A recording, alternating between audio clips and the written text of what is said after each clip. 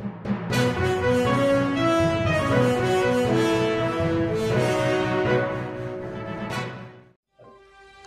सोलापूर न्यूजमध्ये आपल्या सगळ्यांचं स्वागत। पत्नीला कला केंद्रावर नाचण्यासाठी पाठवल्याचा गैरसमज करून घेऊन सावत्रदीर, सावत्र सासू व सासरा यांनी कुऱ्हाडीने मानेवर वार करून सावत्र भाऊजाईचा खून केल्याची घटना करगम येथे घडली।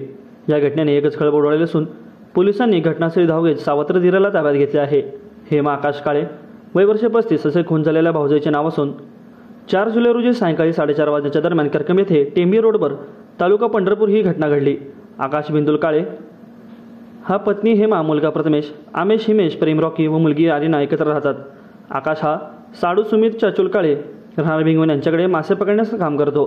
करगम येथे आकाशच्या घराजवळच वडील बिंदुल काळे, सावत्रआई शालिक, सावत्रभाऊ मुकुंदराजा व पत्नी सोनी हे मुलांसह राहतात। मुकुंदराजा याची पत्नी मागील 1 महिन्यापासून जामखेड ते कला केंद्रावर नाचण्याकरिता जात असून तिला मयत हेमा हिने शिकवून पाठवल्याचे समज करून घेऊन सावत्रदीर मुकुंदराजा व सावत्र सासू व सासरा यांनी सारेजण आकाश व त्याच्या पत्नीच्या हेमावर चिडून होते। आकाशने पत्नीला तू लक्ष देऊ नकोस, मी पाणी घेऊन येतो म्हणाला। त्यानंतर 5 वाजे सुमारास आकाश पाणी घेऊन येत नसतानाच बिंदुल, शालिक व मुकुंदराजा हे मारायला येत असल्याचे दिसले। त्यावेळी आकाशचा मुलगा प्रथमेश भांडण सोडण्यासाठी गेला। त्यावेळी मुकुंदराजाच्या हातात कुऱ्हाड घेऊन हेमावर धावला। तुझ्यामुळे माझी बायको कला केंद्रावर जायला लागली, तुला मारून टाकतो म्हणत तिच्या मानेवर कुऱ्हाडीने वार केले। तर बिंदुल व शालिका काळे यांनी हेमाला मारले। या घटनेनंतर आकाशने पोलीस ठाणे गाठले।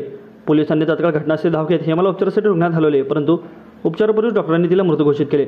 मुख्य आरोपी मुकुंदराजा काळे याला पोलिसांनी अटक केली असून अधिक तपास पोलीस करत आहेत। माझं सोलापूर न्यूज या यूट्यूब चॅनलला सबस्क्राईब करा आणि बेल आयकॉन प्रेस करायला विसरू नका।